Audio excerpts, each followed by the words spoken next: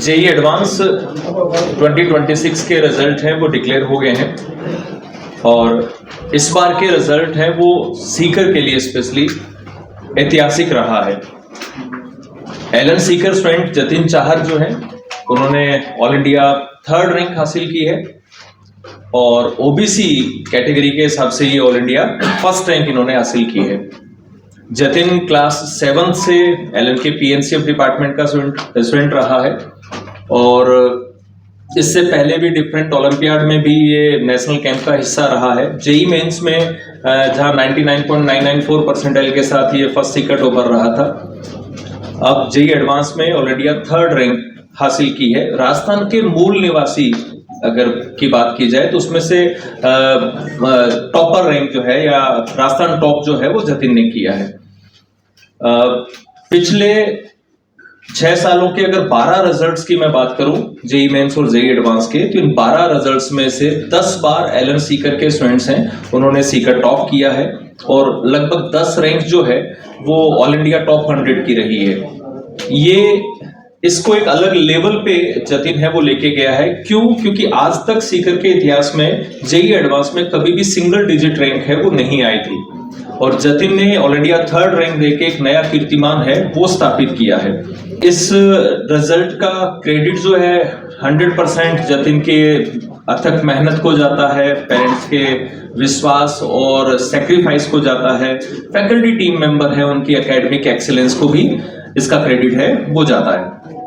जब सीकर में एलन की शुरुआत हुई थी तो उसका मूल मोटिव जो था वो ये था कि गांव ढाणी छोटे कस्बे से आने वाले बच्चों को कोटा का एकेडमिक एक्सीलेंस है वो मिल पाए और पिछले कुछ सालों के रिजल्ट और आज जतिन के ऑल इंडिया 3rd रैंक ने इस बात पे मोहर लगा दी है कि अगर गांव ढाणी के बच्चों को भी अच्छा एकेडमिक एक्सीलेंस मिल जाता है तो वो भी राष्ट्रीय पटल पर इस तरह के शानदार परिणाम है वो दे सकते हैं। मैं जतिन चाहर, मेरी ऑल इंडिया रैंक 3rd आई है जेई एडवांस एग्जामिनेशन 2026 में।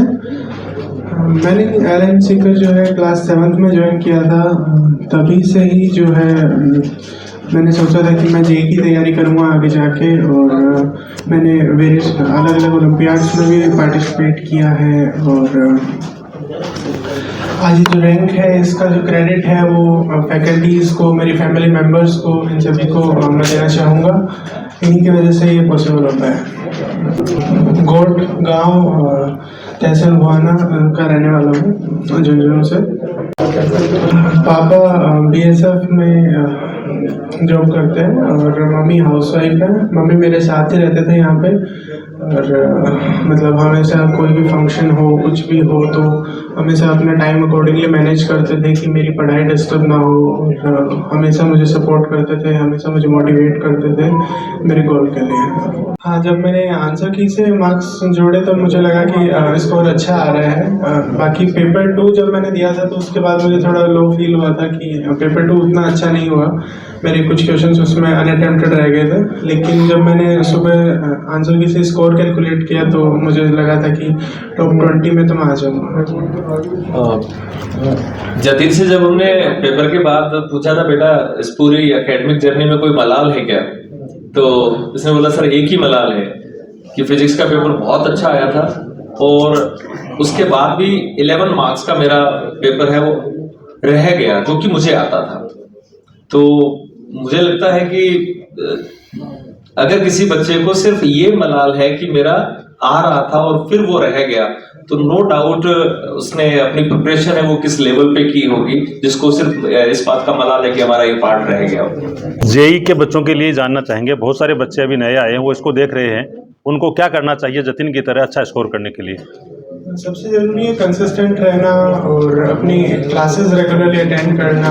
जो कोचिंग में मॉक टेस्ट होते हैं वो रेगुलरली देना, उनको मिस नहीं करना चाहिए मतलब। और अपना होमवर्क जो असाइन किया जाता है वो प्रॉपर्ली अटेम्प्ट करें और एक रेगुलरिटी मतलब मेंटेन रखें। अपने जो प्रॉपर स्टडी आवर्स हैं एटलीस्ट 6 घंटे तो सेल्फ स्टडी करनी चाहिए घर पे। मैं अभी तो IIT बॉम्बे CS ब्रांच में। आईटी के बाद मतलब जैसे जो आजकल एआई है और उन सब चीज़ों में मैं कुछ करना चाहूँगा। और जो चीज़ें एआई जो चीज़ें कंप्यूटर साइंस सॉफ्टवेयर इंजीनियरिंग से रिलेटेड है, मैं उनको आगे लेके जाना चाहूँगा। ऑल इंडिया में बेटे का नाम हो गया है, आप सबका भी नाम हो गया है, शिक्षा नगरी सीकर का भी हुआ है, क्या महसूस करते हैं आप? बहुत ही खुशी का पल है तो पूरे परिवार के लिए, अपने शेखावाटी के लिए बहुत ही अच्छा लग रहा है कि इसने ये ऑल इंडिया 3rd रैंक ली है।